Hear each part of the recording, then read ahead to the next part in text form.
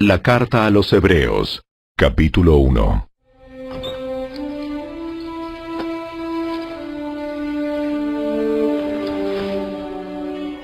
Hace mucho tiempo, Dios habló muchas veces y de diversas maneras a nuestros antepasados por medio de los profetas. Y ahora, en estos últimos días, nos ha hablado por medio de su Hijo. Dios le prometió todo al Hijo como herencia, y mediante el Hijo creó el universo. El Hijo irradia la gloria de Dios, y expresa el carácter mismo de Dios y sostiene todo con el gran poder de su palabra. Después de habernos limpiado de nuestros pecados, se sentó en el lugar de honor, a la derecha del majestuoso Dios en el cielo. Esto demuestra que el Hijo es muy superior a los ángeles, así como el nombre que Dios le dio es superior al nombre de ellos. Pues Dios nunca le dijo a ningún ángel lo que le dijo a Jesús. Tú eres mi Hijo. Hoy he llegado a ser tu Padre. Dios también dijo, Yo seré su Padre, y Él será mi Hijo. Además, cuando trajo a su Hijo Supremo al mundo, Dios dijo, Que lo adoren todos los ángeles de Dios. Pero con respecto a los ángeles, Dios dice, Él envía a sus ángeles como los vientos, y a sus sirvientes como llamas de fuego. Pero al Hijo le dice, Tu trono, oh Dios, permanece por siempre y para siempre. Tú gobiernas con un cetro de justicia. Amas la justicia y odias la maldad. Por eso, oh Dios, tu Dios te ha ungido derramando el aceite de alegría sobre ti más que sobre cualquier otro. También le dice al Hijo, Señor, en el principio echaste los cimientos de la tierra y con tus manos formaste los cielos. Ellos dejarán de existir, pero tú permaneces para siempre. Ellos se desgastarán como ropa vieja. Los doblarás como un manto y los desecharás como ropa usada. Pero tú siempre eres el mismo. Tú vivirás para siempre. Además, Dios nunca le dijo a ninguno de los ángeles, Siéntate en el lugar de honor a mi derecha, hasta que humille a tus enemigos y los ponga por debajo de tus pies. Por lo tanto, los ángeles solo son sirvientes, espíritus enviados para cuidar a quienes heredarán la salvación.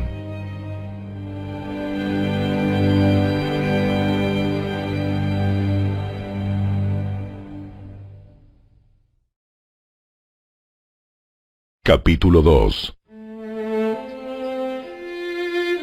Así que debemos prestar mucha atención a las verdades que hemos oído, no sea que nos desviemos de ellas, pues el mensaje que Dios transmitió mediante los ángeles se ha mantenido siempre firme, y toda infracción de la ley y todo acto de desobediencia recibió el castigo que merecía.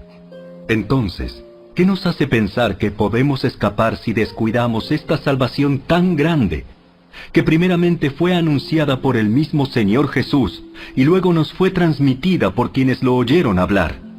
Además, Dios confirmó el mensaje mediante señales, maravillas, diversos milagros y dones del Espíritu Santo, según su voluntad. Es más, no son los ángeles quienes gobernarán el mundo futuro del cual hablamos, porque en cierto lugar las Escrituras dicen, ¿qué son los simples mortales para que pienses en ellos, o un hijo de hombre para que de él te ocupes? Sin embargo, los hiciste un poco menor que los ángeles y los coronaste de gloria y honor. Le diste autoridad sobre todas las cosas. Ahora bien, cuando dice todas las cosas, significa que nada queda afuera. Pero todavía no vemos que todas las cosas sean puestas bajo su autoridad. No obstante, lo que sí vemos es a Jesús, a quien se le dio una posición un poco menor que los ángeles, y debido a que sufrió la muerte por nosotros, ahora está coronado de gloria y honor. Efectivamente, por la gracia de Dios, Jesús conoció la muerte por todos. Dios, para quien y por medio de quien todo fue hecho, eligió llevar a muchos hijos a la gloria. convenía a Dios que, mediante el sufrimiento, hiciera a Jesús un líder perfecto, apto para llevarlos a la salvación. Por lo tanto, Jesús y los que Él hace santos tienen el mismo Padre.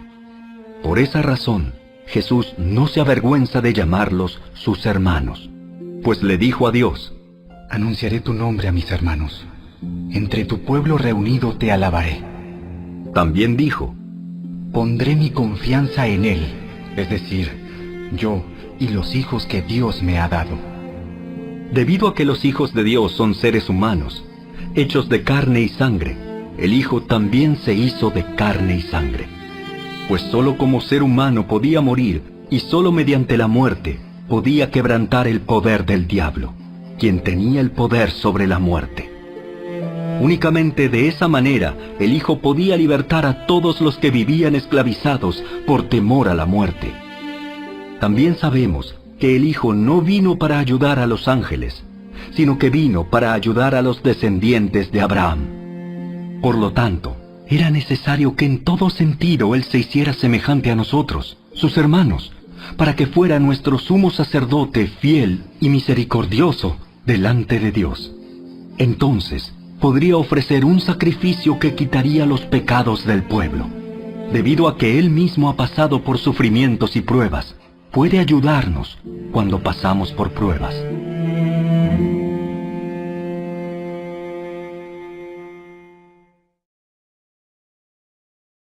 Capítulo 3. Así que, amados hermanos, ustedes que pertenecen a Dios y tienen parte con los que han sido llamados al cielo, consideren detenidamente a este Jesús, a quien declaramos mensajero de Dios y sumo sacerdote. Pues Él fue fiel a Dios, quien lo nombró, así como Moisés fue fiel cuando se le encomendó toda la casa de Dios. Pero Jesús merece mucha más gloria que Moisés. Así como el que construye una casa merece más elogio que la casa misma, pues cada casa tiene un constructor, pero el que construyó todo es Dios. En verdad, Moisés fue fiel como siervo en la casa de Dios. Su trabajo fue una ilustración de las verdades que Dios daría a conocer tiempo después. Pero Cristo, como Hijo, está a cargo de toda la casa de Dios. Y nosotros somos la casa de Dios si nos armamos de valor y permanecemos confiados en nuestra esperanza en Cristo. Por eso, el Espíritu Santo dice: cuando oigan hoy su voz, no endurezcan el corazón como lo hicieron los israelitas cuando se rebelaron, aquel día que me pusieron a prueba en el desierto. Allí sus antepasados me tentaron y pusieron a prueba mi paciencia, a pesar de haber visto mis milagros durante 40 años. Por eso estuve enojado con ellos y dije: su corazón siempre se aleja de mí, rehúsan hacer lo que les digo. Así que en mi enojo juré: ellos nunca entrarán en mi lugar de descanso. Por lo tanto, amados hermanos, cuidado. Asegúrense de que ninguno de ustedes tenga un corazón maligno e incrédulo que los aleje del Dios vivo. Adviértanse unos a otros todos los días mientras dure ese hoy, para que ninguno sea engañado por el pecado y se endurezca contra Dios. Pues si somos fieles hasta el fin, confiando en Dios con la misma firmeza que teníamos al principio, cuando creímos en Él, entonces tendremos parte en todo lo que le pertenece a Cristo. Recuerden lo que dice: cuando oigan hoy su voz, no endurezcan el corazón como lo hicieron los israelitas cuando se rebelaron.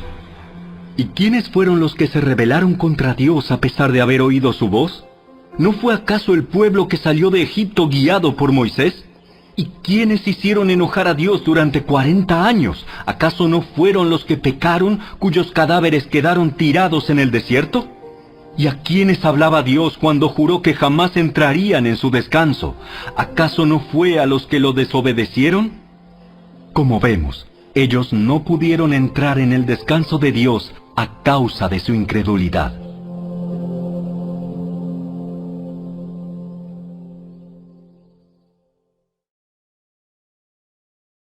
Capítulo 4.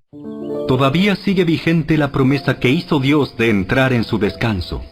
Por lo tanto, debemos temblar de miedo ante la idea de que alguno de ustedes no llegue a alcanzarlo. Pues esta buena noticia del descanso que Dios ha preparado se nos ha anunciado tanto a ellos como a nosotros. Pero a ellos no les sirvió de nada porque no tuvieron la fe de los que escucharon a Dios. Pues solo los que creemos podemos entrar en su descanso. En cuanto a los demás, Dios dijo: En mi enojo juré, ellos nunca entrarán en mi lugar de descanso. Si bien ese descanso está preparado desde que Él hizo el mundo, sabemos que está preparado debido al pasaje en las Escrituras que menciona el séptimo día. Cuando llegó el séptimo día, Dios descansó de toda su labor. Pero en el otro pasaje Dios dijo: ellos nunca entrarán en mi lugar de descanso. Así que el descanso de Dios está disponible para que la gente entre, pero los primeros en oír esta buena noticia no entraron porque desobedecieron a Dios. Entonces Dios fijó otro tiempo para entrar en su descanso, y ese tiempo es hoy. Lo anunció mucho más tarde por medio de David, en las palabras que ya se han citado: cuando oigan hoy su voz, no endurezcan el corazón. Ahora bien, si Josué hubiera logrado darles ese descanso, Dios no habría hablado de otro día de descanso aún por venir. Así que todavía hay un descanso especial en espera para el pueblo de Dios. Pues todos los que han entrado en el descanso de Dios han descansado de su trabajo, tal como Dios descansó del suyo después de crear el mundo. Entonces, hagamos todo lo posible por entrar en ese descanso, pero si desobedecemos a Dios como lo hizo el pueblo de Israel, caeremos. Pues la palabra de Dios es viva y poderosa. Es más cortante que cualquier espada de dos filos. Penetra entre el alma y el espíritu, entre la articulación y la médula del hueso. Deja al descubierto nuestros pensamientos y deseos más íntimos. No hay nada en toda la creación que esté oculto a Dios. Todo está desnudo y expuesto ante sus ojos, y es a Él a quien rendimos cuentas. Por lo tanto, ya que tenemos un gran sumo sacerdote que entró en el cielo, Jesús, el Hijo de Dios, aferrémonos a lo que creemos. Nuestro sumo sacerdote comprende nuestras debilidades, porque enfrentó todas y cada una de las pruebas que enfrentamos nosotros. Sin embargo, Él nunca pecó. Así que acerquémonos con toda confianza al trono de la gracia de nuestro Dios. Allí recibiremos su misericordia y encontraremos la gracia que nos ayudará cuando más la necesitemos.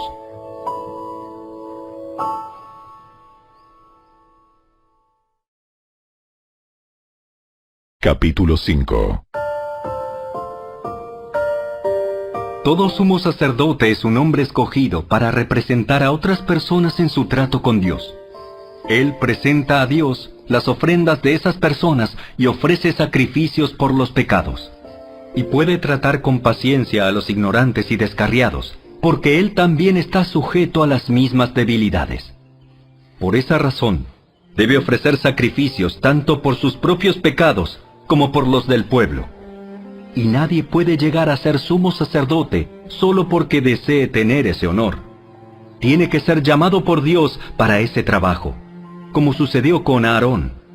Por eso, Cristo no se honró a sí mismo haciéndose sumo sacerdote, sino que fue elegido por Dios, quien le dijo: Tú eres mi hijo. Hoy he llegado a ser tu padre.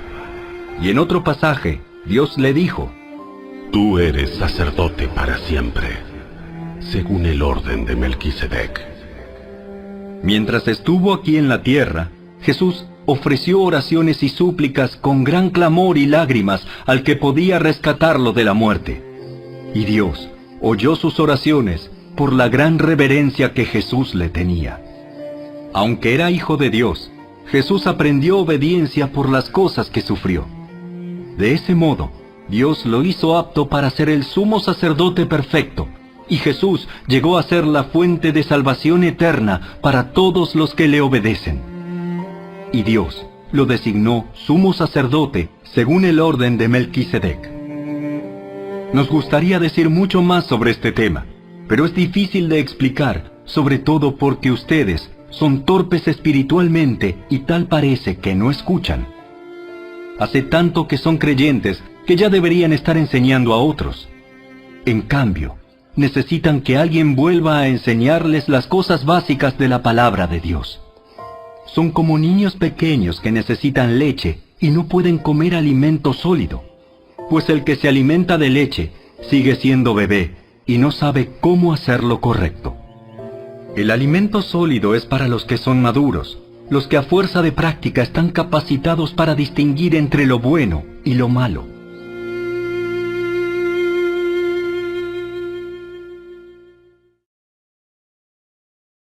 Capítulo 6.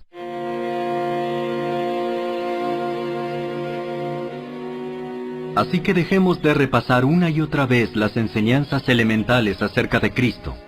Por el contrario, sigamos adelante hasta llegar a ser maduros en nuestro entendimiento. No puede ser que tengamos que comenzar de nuevo con los importantes cimientos acerca del arrepentimiento de las malas acciones y de tener fe en Dios. Ustedes tampoco necesitan más enseñanza acerca de los bautismos, la imposición de manos, la resurrección de los muertos y el juicio eterno. Así que, si Dios quiere, avanzaremos hacia un mayor entendimiento, pues es imposible lograr que vuelvan a arrepentirse los que una vez fueron iluminados, aquellos que experimentaron las cosas buenas del cielo y fueron partícipes del Espíritu Santo, que saborearon la bondad de la palabra de Dios y el poder del mundo venidero, y que luego se alejan de Dios. Es imposible lograr que esas personas vuelvan a arrepentirse. Al rechazar al Hijo de Dios, ellos mismos lo clavan otra vez en la cruz y lo exponen a la vergüenza pública. Cuando la tierra se empapa de la lluvia que cae y produce una buena cosecha para el agricultor, recibe la bendición de Dios. En cambio, el campo que produce espinos y cardos no sirve para nada. El agricultor no tardará en maldecirlo y quemarlo. Queridos amigos, aunque hablamos de este modo, no creemos que esto se aplica a ustedes. Estamos convencidos de que ustedes están destinados para cosas mejores, las cuales vienen con la salvación. Pues Dios no es injusto.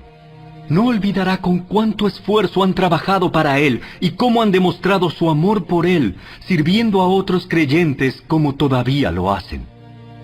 Nuestro gran deseo es que sigan amando a los demás mientras tengan vida, para asegurarse de que lo que esperan se hará realidad. Entonces, no se volverán torpes ni indiferentes espiritualmente. En cambio, seguirán el ejemplo de quienes, gracias a su fe y perseverancia, heredarán las promesas de Dios. Por ejemplo, estaba la promesa que Dios le hizo a Abraham. Como no existía nadie superior a Dios por quien jurar, Dios juró por su propio nombre, diciendo: Ciertamente te bendeciré y multiplicaré tu descendencia hasta que sea incontable. Entonces Abraham esperó con paciencia y recibió lo que Dios le había prometido. Ahora bien, cuando las personas hacen un juramento, invocan a alguien superior a ellas para obligarse a cumplirlo. Y no cabe ninguna duda de que ese juramento conlleva una obligación. Dios también se comprometió mediante un juramento para que los que recibieran la promesa pudieran estar totalmente seguros de que Él jamás cambiaría de parecer. Así que Dios ha hecho ambas cosas, la promesa y el juramento. Estas dos cosas no pueden cambiar, porque es imposible que Dios mienta. Por lo tanto, los que hemos acudido a Él en busca de refugio, podemos estar bien confiados aferrándonos a la esperanza que está delante de nosotros. Esta esperanza es un ancla firme y confiable para el alma. Nos conduce a través de la cortina al santuario interior de Dios. Jesús ya entró allí por nosotros.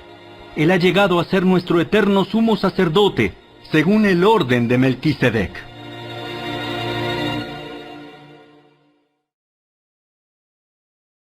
Capítulo 7.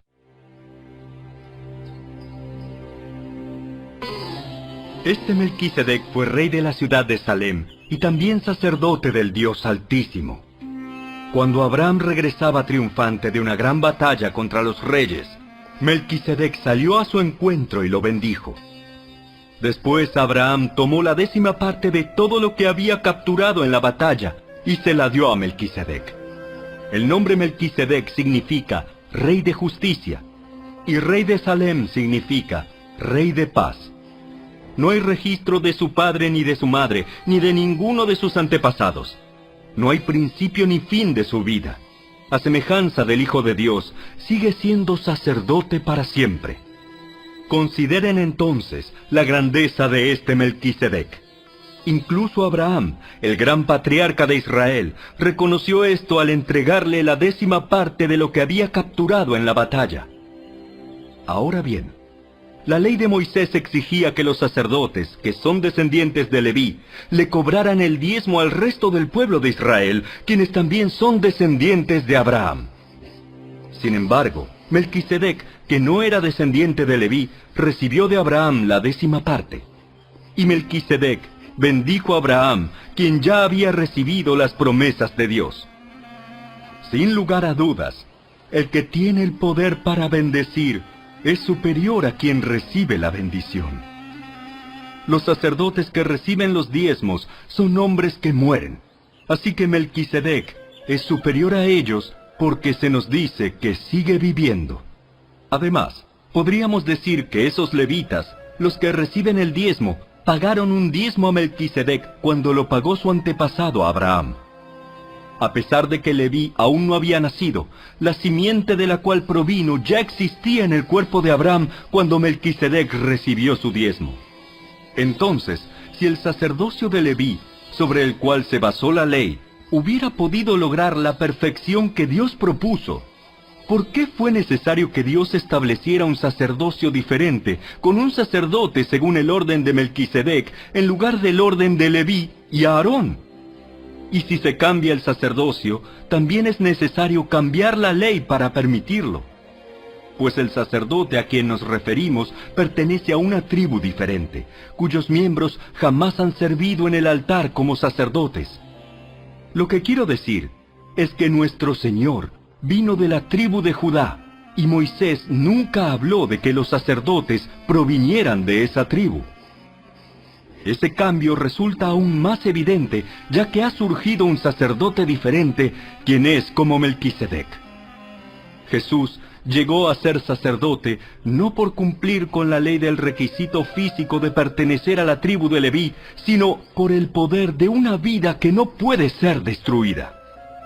Y el salmista lo señaló cuando profetizó: Tú eres sacerdote para siempre, según el orden de Melquisedec. Así que el antiguo requisito del sacerdocio quedó anulado por ser débil e inútil, pues la ley nunca perfeccionó nada, pero ahora confiamos en una mejor esperanza por la cual nos acercamos a Dios. Este nuevo sistema se estableció mediante un juramento solemne. Los descendientes de Aarón llegaron a ser sacerdotes sin un juramento, pero había un juramento con relación a Jesús, pues Dios le dijo: El Señor ha hecho un juramento y no romperá su promesa. Tú eres sacerdote para siempre. Debido a ese juramento, Jesús es quien garantiza este mejor pacto con Dios. Hubo muchos sacerdotes bajo el sistema antiguo porque la muerte les impedía continuar con sus funciones. Pero dado que Jesús vive para siempre, su sacerdocio dura para siempre. Por eso puede salvar, una vez y para siempre, a los que vienen a Dios por medio de Él, quien vive para siempre a fin de interceder con Dios a favor de ellos. Él es la clase de sumo sacerdote que necesitamos, porque es santo y no tiene culpa ni mancha de pecado. Él ha sido apartado de los pecadores y se le ha dado el lugar de más alto honor en el cielo. A diferencia de los demás sumos sacerdotes, no tiene necesidad de ofrecer sacrificios cada día. Ellos los ofrecían primero por sus propios pecados y luego por los del pueblo. Sin embargo, Jesús lo hizo una vez y para siempre, cuando se ofreció a sí mismo como sacrificio por los pecados del pueblo. La ley nombra a sumos sacerdotes que están limitados por debilidades humanas, Pero después de que la ley fue entregada, Dios nombró a su Hijo mediante un juramento, y su Hijo ha sido hecho el perfecto sumo sacerdote para siempre.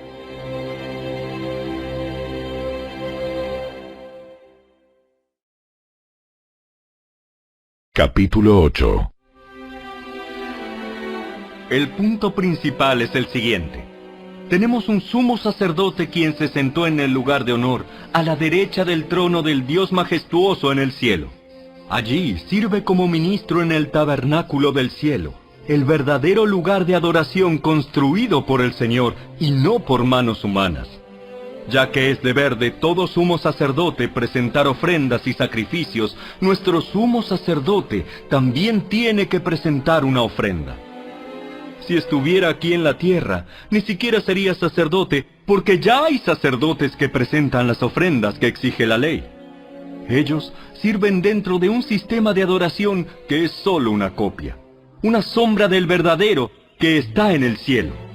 Pues cuando Moisés estaba por construir el tabernáculo, Dios le advirtió lo siguiente: asegúrate de hacer todo según el modelo que te mostré aquí en la montaña. Pero ahora a Jesús, nuestro sumo sacerdote, se le ha dado un ministerio que es muy superior al sacerdocio antiguo, porque Él es mediador a nuestro favor de un mejor pacto con Dios basado en promesas mejores. Si el primer pacto no hubiera tenido defectos, no habría sido necesario reemplazarlo con un segundo pacto. Pero cuando Dios encontró defectos en el pueblo, dijo: se acerca el día en que haré un nuevo pacto con el pueblo de Israel y de Judá. Este pacto no será como el que hice con sus antepasados, cuando los tomé de la mano y los saqué de la tierra de Egipto. Ellos no permanecieron fieles a mi pacto, por eso les di la espalda. Pero este es el nuevo pacto que haré con el pueblo de Israel en ese día. Pondré mis leyes en su mente y las escribiré en su corazón.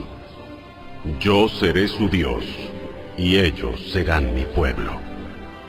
Y no habrá necesidad de enseñar a sus vecinos, ni habrá necesidad de enseñar a sus parientes diciendo: deberías conocer al Señor. Pues todos ya me conocerán, desde el más pequeño hasta el más grande. Perdonaré sus maldades y nunca más me acordaré de sus pecados. Cuando Dios habla de un nuevo pacto, quiere decir que ha hecho obsoleto al primero, el cual ha caducado y pronto desaparecerá.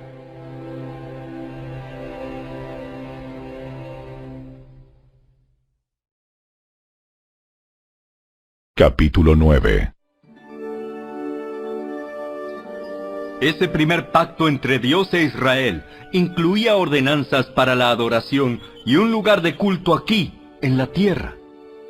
Ese tabernáculo estaba formado por 2 salas. En la primera sala había un candelabro, una mesa y los panes consagrados sobre ella. Esta sala se llamaba Lugar Santo. Luego había una cortina detrás de la cual se encontraba la segunda sala, llamada Lugar Santísimo. En esa sala había un altar de oro para el incienso y un cofre de madera conocido como el Arca del Pacto, el cual estaba totalmente cubierto de oro. Dentro del arca había un recipiente de oro que contenía el maná, la vara de Aarón a la que le habían salido hojas y las tablas del pacto que eran de piedra. Por encima del arca estaban los querubines de la gloria divina, cuyas alas se extendían sobre la tapa del arca, es decir, el lugar de la expiación. Pero ahora no podemos explicar estas cosas en detalle. Cuando estos elementos estaban en su lugar, los sacerdotes entraban con regularidad en la primera sala durante el cumplimiento de sus deberes religiosos. Pero solo el sumo sacerdote entraba en el lugar santísimo y lo hacía una sola vez al año. Y siempre ofrecía sangre por sus propios pecados y por los pecados que el pueblo cometía por ignorancia. Mediante esas ordenanzas, el Espíritu Santo daba a entender que la entrada al lugar santísimo no estaba abierta a todos, en tanto siguiera en pie el tabernáculo y el sistema que representaba. Esta es una ilustración que apunta al tiempo presente. pues las ofrendas y los sacrificios que ofrecen los sacerdotes no pueden limpiar la conciencia de las personas que los traen. Pues ese sistema antiguo solo consiste en alimentos, bebidas y diversas ceremonias de purificación, es decir, ordenanzas externas que permanecieron vigentes solo hasta que se estableció un sistema mejor. Entonces Cristo ahora ha llegado a ser el sumo sacerdote por sobre todas las cosas buenas que han venido. Él entró en ese tabernáculo superior y más perfecto que está en el cielo, el cual no fue hecho por manos humanas ni forma parte del mundo creado. Con su propia sangre, no con la sangre de cabras ni de becerros, entró en el lugar santísimo una sola vez y para siempre, y aseguró nuestra redención eterna. Bajo el sistema antiguo, la sangre de cabras y toros y las cenizas de una novilla podían limpiar el cuerpo de las personas que estaban ceremonialmente impuras. Imagínense cuánto más la sangre de Cristo nos purificará la conciencia de acciones pecaminosas para que adoremos al Dios viviente. Pues por el poder del Espíritu Eterno, Cristo se ofreció a sí mismo a Dios como sacrificio perfecto por nuestros pecados. Por eso Él es el mediador de un nuevo pacto entre Dios y la gente, para que todos los que son llamados puedan recibir la herencia eterna que Dios les ha prometido. Pues Cristo murió para librarlos del castigo por los pecados que habían cometido bajo ese primer pacto. Ahora bien, cuando alguien deja un testamento, es necesario comprobar que la persona que lo hizo ha muerto. El testamento solo entra en vigencia después de la muerte de la persona. Mientras viva el que lo hizo, el testamento no puede entrar en vigencia. Por eso, aún el primer pacto fue puesto en vigencia con la sangre de un animal. Pues después de que Moisés había leído cada uno de los mandamientos de Dios a todo el pueblo, tomó la sangre de los becerros y las cabras junto con agua y roció tanto el libro de la ley de Dios como a todo el pueblo con ramas de hisopo y lana de color escarlata. Entonces dijo: Esta sangre confirma el pacto que Dios ha hecho con ustedes.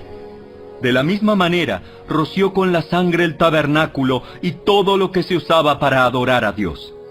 De hecho, según la ley de Moisés, casi todo se purificaba con sangre, porque sin derramamiento de sangre no hay perdón. Por esa razón, el tabernáculo y todo lo que en él había, que eran copias de las cosas del cielo, debían ser purificados mediante la sangre de animales. Pero las cosas verdaderas del cielo debían ser purificadas mediante sacrificios superiores a la sangre de animales. Pues Cristo no entró en un lugar santo hecho por manos humanas, que era solo una copia del verdadero que está en el cielo. Él entró en el cielo mismo para presentarse ahora delante de Dios a favor de nosotros. Y no entró en el cielo para ofrecerse a sí mismo una y otra vez, como lo hace el sumo sacerdote aquí en la tierra, que entra en el lugar santísimo año tras año con la sangre de un animal.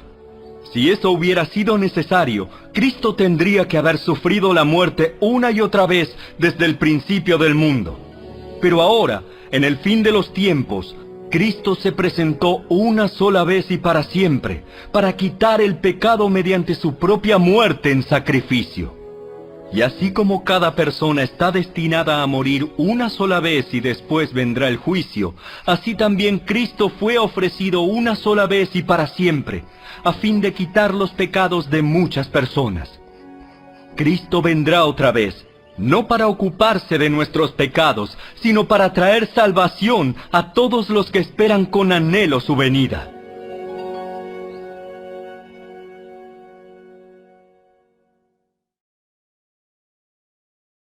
Capítulo 10.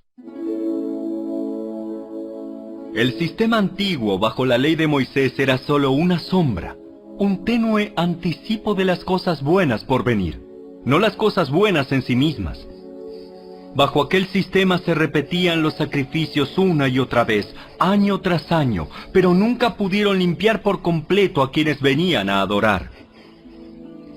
Si los sacrificios hubieran podido limpiar por completo, entonces habrían dejado de ofrecerlos, porque los adoradores se habrían purificado una sola vez y para siempre, y habrían desaparecido los sentimientos de culpa. Pero en realidad, esos sacrificios les recordaban sus pecados año tras año, pues no es posible que la sangre de los toros y las cabras quite los pecados. Por eso, cuando Cristo vino al mundo, le dijo a Dios: No quisiste sacrificios de animales ni ofrendas por el pecado, pero me has dado un cuerpo para ofrecer. No te agradaron las ofrendas quemadas ni otras ofrendas por el pecado. Luego dije: Aquí estoy, oh Dios. He venido a hacer tu voluntad, como está escrito acerca de mí en las Escrituras.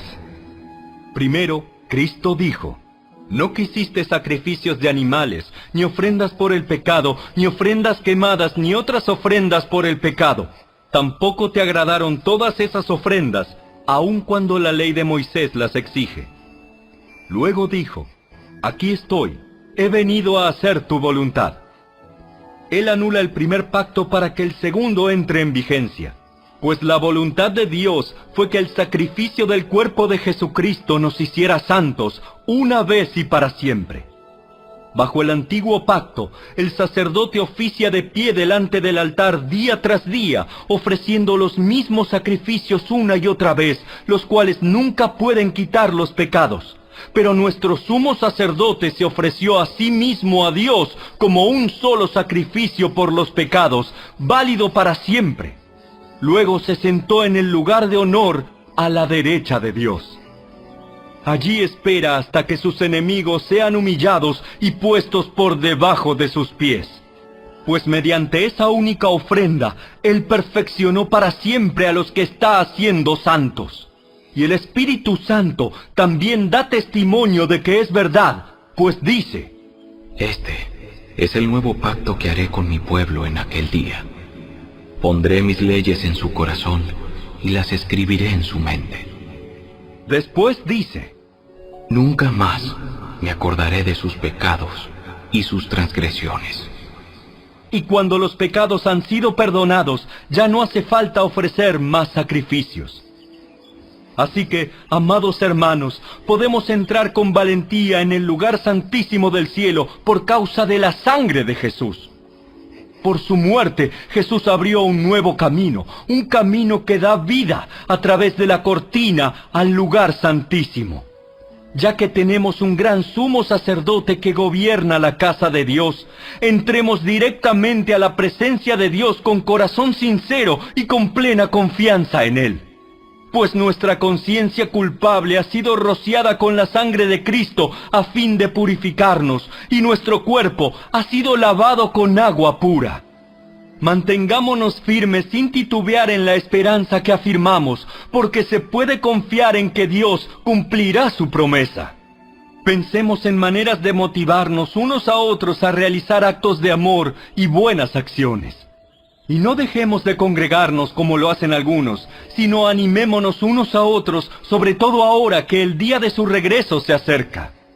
Queridos amigos, si seguimos pecando a propósito después de haber recibido el conocimiento de la verdad, ya no queda ningún sacrificio que cubra esos pecados. Solo queda la terrible expectativa del juicio de Dios y el fuego violento que consumirá a sus enemigos. Pues todo el que rehusaba obedecer la ley de Moisés era ejecutado sin compasión por el testimonio de 2 o 3 testigos. Piensen pues, cuánto mayor será el castigo para quienes han pisoteado al Hijo de Dios y han considerado la sangre del pacto, la cual nos hizo santos, como si fuera algo vulgar e inmundo, y han insultado y despreciado al Espíritu Santo que nos trae la misericordia de Dios. Pues conocemos al que dijo: Yo tomaré venganza, yo les pagaré lo que se merecen. También dijo: El Señor juzgará a su propio pueblo. Es algo aterrador caer en manos del Dios vivo. Acuérdense de los primeros tiempos cuando recién aprendían acerca de Cristo. Recuerden cómo permanecieron fieles aunque tuvieron que soportar terrible sufrimiento. Algunas veces los ponían en ridículo públicamente y los golpeaban. Otras veces ustedes ayudaban a los que pasaban por lo mismo. Sufrieron junto con los que fueron metidos en la cárcel, y cuando a ustedes les quitaron todos sus bienes, lo aceptaron con alegría. Sabían que en el futuro les esperaban cosas mejores que durarán para siempre. Por lo tanto, no desechen la firme confianza que tienen en el Señor. Tengan presente la gran recompensa que les traerá. Perseverar con paciencia es lo que necesitan ahora para seguir haciendo la voluntad de Dios. Entonces recibirán todo lo que Él ha prometido. Pues dentro de muy poco tiempo, aquel que viene vendrá sin demorarse. Mis juicios vivirán por la fe, pero no me complaceré con nadie que se aleje. Pero nosotros no somos de los que se apartan de Dios hacia su propia destrucción. Somos los fieles, y nuestras almas serán salvas.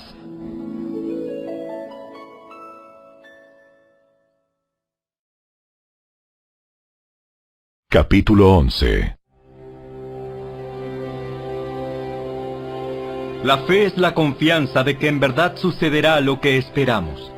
Es lo que nos da la certeza de las cosas que no podemos ver. Por su fe, la gente de antaño gozó de una buena reputación. Por la fe entendemos que todo el universo fue formado por orden de Dios, de modo que lo que ahora vemos no vino de cosas visibles. Fue por la fe que Abel presentó a Dios una ofrenda más aceptable que la que presentó Caín. La ofrenda de Abel demostró que era un hombre justo, y Dios aprobó sus ofrendas. Aunque Abel murió hace mucho tiempo, todavía nos habla por su ejemplo de fe. Fue por la fe que Enoc ascendió al cielo sin morir. Desapareció porque Dios se lo llevó. Pues antes de ser llevado, lo conocían como una persona que agradaba a Dios. De hecho, sin fe es imposible agradar a Dios. Todo el que desea acercarse a Dios debe creer que Él existe y que Él recompensa a los que lo buscan con sinceridad. Fue por la fe que Noé construyó un barco grande para salvar a su familia del diluvio en obediencia a Dios, quien le advirtió de cosas que nunca antes habían sucedido. Por su fe, Noé condenó al resto del mundo y recibió la justicia que viene por la fe. Fue por la fe que Abraham obedeció cuando Dios lo llamó para que dejara su tierra y fuera a otra que él le daría por herencia. Se fue sin saber a dónde iba. Incluso cuando llegó a la tierra que Dios le había prometido, vivió allí por fe, pues era como un extranjero que vive en carpas. Lo mismo hicieron Isaac y Jacob, quienes heredaron la misma promesa. Abraham esperaba con confianza una ciudad de cimientos eternos, una ciudad diseñada y construida por Dios. Fue por la fe que hasta Sara pudo tener un hijo, a pesar de ser estéril y demasiado anciana. Ella creyó que Dios cumpliría su promesa. Así que una nación entera provino de este solo hombre, quien estaba casi muerto en cuanto a tener hijos. Una nación con tantos habitantes que como las estrellas de los cielos y la arena de la orilla del mar es imposible contar. Todas estas personas murieron aún creyendo lo que Dios les había prometido.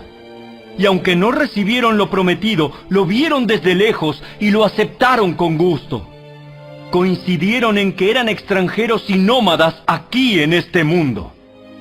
Es obvio que quienes se expresan así esperan tener su propio país. Si hubieran añorado el país del que salieron, bien podrían haber regresado. Sin embargo, buscaban un lugar mejor, una patria celestial. Por eso, Dios no se avergüenza de ser llamado el Dios de ellos, pues les ha preparado una ciudad. Fue por la fe que Abraham ofreció a Isaac en sacrificio cuando Dios lo puso a prueba. Abraham, quien había recibido las promesas de Dios, estuvo dispuesto a sacrificar a su único hijo, Isaac, aun cuando Dios le había dicho: Isaac es el hijo mediante el cual procederán tus descendientes. Abraham llegó a la conclusión de que si Isaac moría, Dios tenía el poder para volverlo a la vida, y en cierto sentido, Abraham recibió de vuelta a su hijo de entre los muertos. Fue por la fe que Isaac prometió a sus hijos Jacob y Esaú bendiciones para el futuro.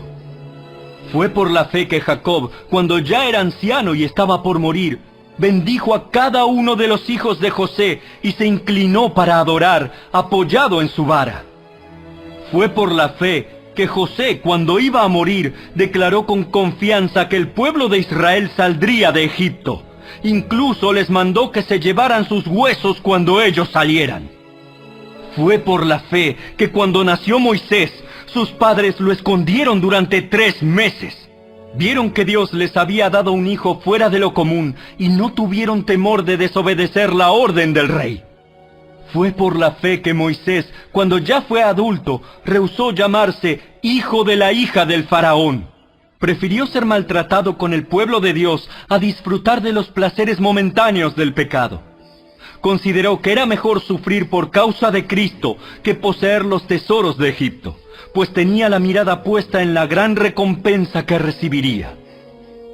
Fue por la fe que Moisés salió de la tierra de Egipto sin temer el enojo del rey. Siguió firme en su camino porque tenía los ojos puestos en el invisible. Fue por la fe que Moisés ordenó que el pueblo de Israel celebrara la Pascua y rociara con sangre los marcos de las puertas para que el ángel de la muerte no matara a ninguno de sus primeros hijos varones. Fue por la fe que el pueblo de Israel atravesó el Mar Rojo como si estuviera pisando tierra seca. Pero cuando los egipcios intentaron seguirlos, murieron todos ahogados. Fue por la fe que el pueblo de Israel marchó alrededor de Jericó durante 7 días y las murallas se derrumbaron. Fue por la fe que Rahab, la prostituta, no fue destruida junto con los habitantes de su ciudad que se negaron a obedecer a Dios, pues ella había recibido en paz a los espías. ¿Cuánto más les tengo que decir? Se necesitaría demasiado tiempo para contarles acerca de la fe de Gedeón, Barak, Sansón, Jefté, David, Samuel y todos los profetas. Por la fe, esas personas conquistaron reinos, gobernaron con justicia y recibieron lo que Dios les había prometido. Cerraron bocas de leones, apagaron llamas de fuego y escaparon de morir a filo de espada. Su debilidad se convirtió en fortaleza. Llegaron a ser poderosos en batalla e hicieron huir a ejércitos enteros. Hubo mujeres que recibieron otra vez con vida a sus seres queridos que habían muerto. Sin embargo, otros fueron torturados porque rechazaron negar a Dios a cambio de la libertad. Ellos pusieron su esperanza en una vida mejor que viene después de la resurrección. Algunos fueron ridiculizados y sus espaldas fueron laceradas con látigos. Otros fueron encadenados en prisiones. Algunos murieron apedreados. A otros los cortaron por la mitad con una sierra y a otros los mataron a espada. Algunos anduvieron vestidos con pieles de ovejas y cabras, desposeídos y oprimidos y maltratados. Este mundo no era digno de ellos. Vagaron por desiertos y montañas, se escondieron en cuevas y hoyos de la tierra. Debido a su fe, todas esas personas gozaron de una buena reputación, aunque ninguno recibió todo lo que Dios le había prometido. Pues Dios tenía preparado algo mejor para nosotros, de modo que ellos no llegaran a la perfección sin nosotros.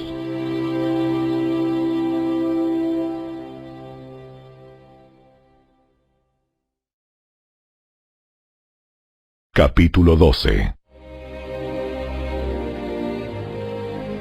Por lo tanto, ya que estamos rodeados por una enorme multitud de testigos de la vida de fe, quitémonos todo peso que nos impida correr, especialmente el pecado que tan fácilmente nos hace tropezar, y corramos con perseverancia la carrera que Dios nos ha puesto por delante.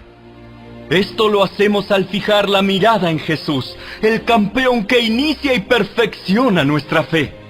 Debido al gozo que le esperaba, Jesús soportó la cruz sin importarle la vergüenza que ésta representaba. Ahora está sentado en el lugar de honor junto al trono de Dios. Piensen en toda la hostilidad que soportó por parte de pecadores. Así no se cansarán ni se darán por vencidos. Después de todo, ustedes aún no han dado su vida en la lucha contra el pecado. ¿Acaso olvidaron las palabras de aliento con que Dios les habló a ustedes como a hijos? Él dijo: Hijo mío, no tomes a la ligera la disciplina del Señor, y no te des por vencido cuando te corrige, pues el Señor disciplina a los que ama y castiga a todo el que recibe como hijo. Al soportar esta disciplina divina, recuerden que Dios los trata como a sus propios hijos. ¿Acaso alguien oyó hablar de un hijo que nunca fue disciplinado por su padre? Si Dios no los disciplina a ustedes como lo hace con todos sus hijos, quiere decir que ustedes no son verdaderamente sus hijos, sino ilegítimos. Ya que respetábamos a nuestros padres terrenales que nos disciplinaban, entonces, ¿acaso no deberíamos someternos aún más a la disciplina del Padre de nuestro espíritu y así vivir para siempre? Pues nuestros padres terrenales nos disciplinaron durante algunos años e hicieron lo mejor que pudieron. Pero la disciplina de Dios siempre es buena para nosotros, a fin de que participemos de su santidad. Ninguna disciplina resulta agradable a la hora de recibirla. Al contrario, es dolorosa, pero después produce la apacible cosecha de una vida recta para los que han sido entrenados por ella. Por lo tanto, renueven las fuerzas de sus manos cansadas y fortalezcan sus rodillas debilitadas. Tracen un camino recto para sus pies, a fin de que los débiles y los cojos no caigan, sino que se fortalezcan.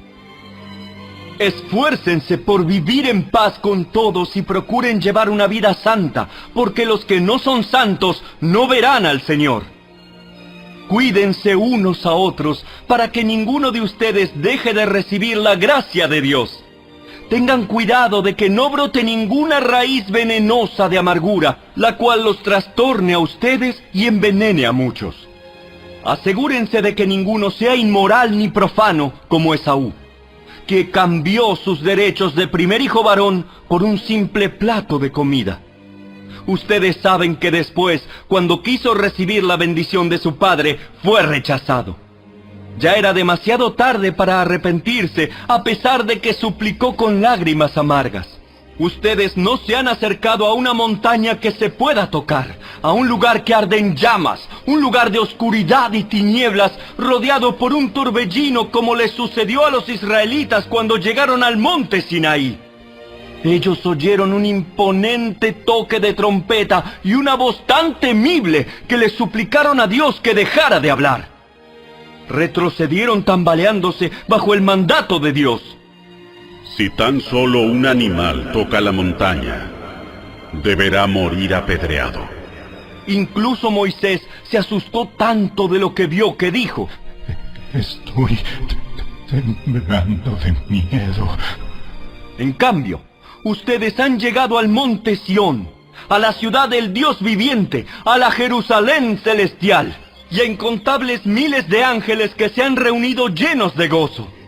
Ustedes han llegado a la congregación de los primogénitos de Dios, cuyos nombres están escritos en el cielo. Ustedes han llegado a Dios mismo, quien es el juez sobre todas las cosas. Ustedes han llegado a los espíritus de los justos, que están en el cielo y que ya han sido perfeccionados.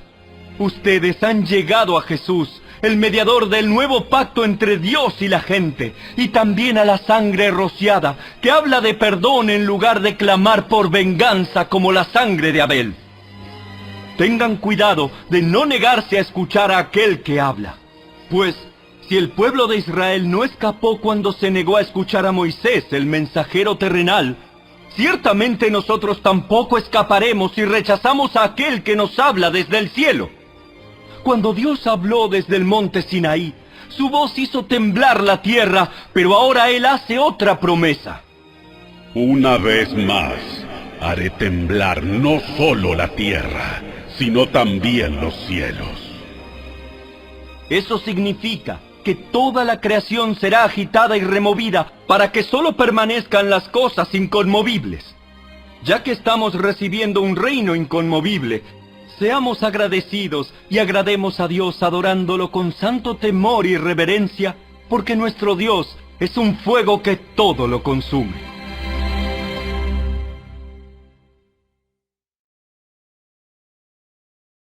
Capítulo 13. Sigan amándose unos a otros como hermanos. No se olviden de brindar hospitalidad a los desconocidos, porque algunos que lo han hecho han hospedado ángeles sin darse cuenta. Acuérdense de aquellos que están en prisión, como si ustedes mismos estuvieran allí.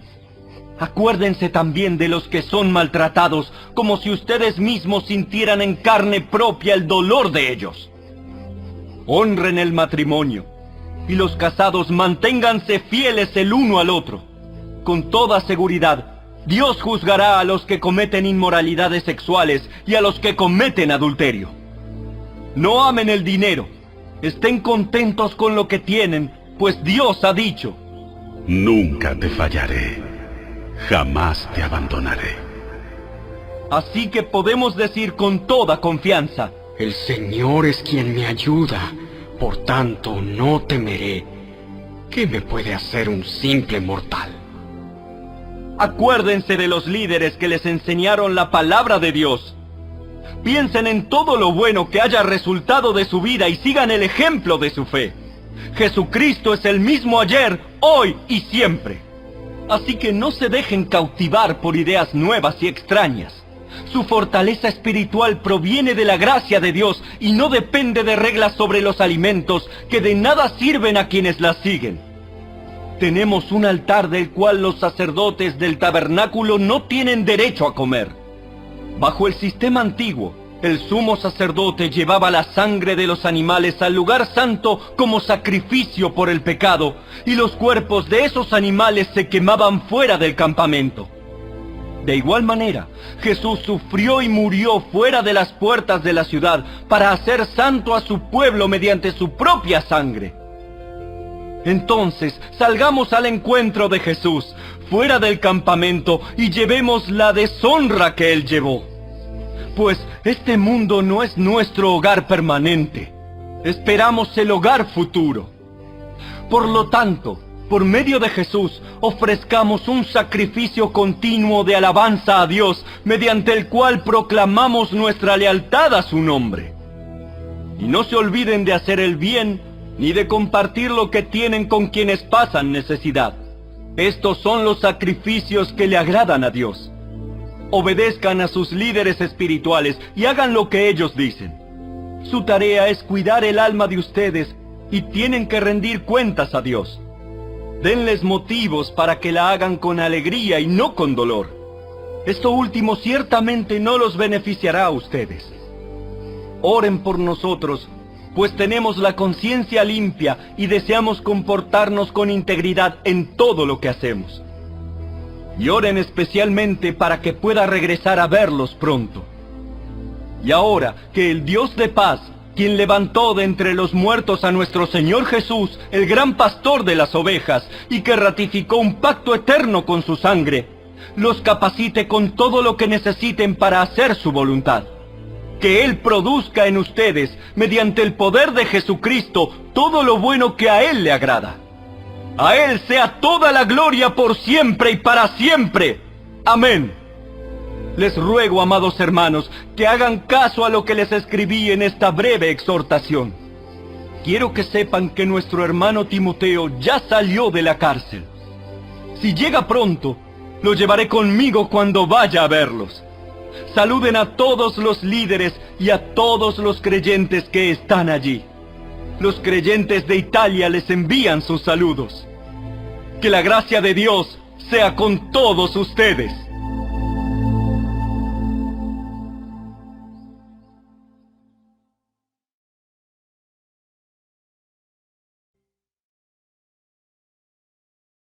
Capítulo 13. Sigan amándose unos a otros como hermanos. No se olviden de brindar hospitalidad a los desconocidos, porque algunos que lo han hecho han hospedado ángeles sin darse cuenta. Acuérdense de aquellos que están en prisión, como si ustedes mismos estuvieran allí. Acuérdense también de los que son maltratados, como si ustedes mismos sintieran en carne propia el dolor de ellos. Honren el matrimonio, y los casados manténganse fieles el uno al otro. Con toda seguridad, Dios juzgará a los que cometen inmoralidades sexuales y a los que cometen adulterio. No amen el dinero, Estén contentos con lo que tienen, pues Dios ha dicho: Nunca te fallaré, jamás te abandonaré. Así que podemos decir con toda confianza: El Señor es quien me ayuda, por tanto no temeré. ¿Qué me puede hacer un simple mortal? acuérdense de los líderes que les enseñaron la palabra de Dios. Piensen en todo lo bueno que haya resultado de su vida y sigan el ejemplo de su fe. Jesucristo es el mismo ayer, hoy y siempre. Así que no se dejen cautivar por ideas nuevas y extrañas. Su fortaleza espiritual proviene de la gracia de Dios y no depende de reglas sobre los alimentos que de nada sirven a quienes las siguen. Tenemos un altar del cual los sacerdotes del tabernáculo no tienen derecho a comer. Bajo el sistema antiguo, el sumo sacerdote llevaba la sangre de los animales al lugar santo como sacrificio por el pecado, y los cuerpos de esos animales se quemaban fuera del campamento. De igual manera, Jesús sufrió y murió fuera de las puertas de la ciudad para hacer santo a su pueblo mediante su propia sangre. Entonces, salgamos al encuentro de Jesús, fuera del campamento, y llevemos la deshonra que Él llevó. Pues este mundo no es nuestro hogar permanente. Esperamos el hogar futuro. Por lo tanto, por medio de Jesús, ofrezcamos un sacrificio continuo de alabanza a Dios, mediante el cual proclamamos nuestra lealtad a su nombre. Y no se olviden de hacer el bien, ni de compartir lo que tienen con quienes pasan necesidad. Estos son los sacrificios que le agradan a Dios. Obedezcan a sus líderes espirituales y hagan lo que ellos dicen. Su tarea es cuidar el alma de ustedes y tienen que rendir cuentas a Dios. Denles motivos para que la hagan con alegría y no con dolor. Esto último ciertamente no los beneficiará a ustedes. Oren por nosotros, pues tenemos la conciencia limpia y deseamos comportarnos con integridad en todo lo que hacemos. Y oren especialmente para que pueda regresar a verlos pronto. Y ahora que el Dios de paz, quien levantó de entre los muertos a nuestro Señor Jesús, el gran pastor de las ovejas, y que ratificó un pacto eterno con su sangre, los capacite con todo lo que necesiten para hacer su voluntad. Que Él produzca en ustedes, mediante el poder de Jesucristo, todo lo bueno que a Él le agrada. A Él sea toda la gloria por siempre y para siempre. Amén. Les ruego, amados hermanos, que hagan caso a lo que les escribí en esta breve exhortación. Quiero que sepan que nuestro hermano Timoteo ya salió de la cárcel. Si llega pronto, lo llevaré conmigo cuando vaya a verlos. Saluden a todos los líderes y a todos los creyentes que están allí. Los creyentes de Italia les envían sus saludos. Que la gracia de Dios sea con todos ustedes.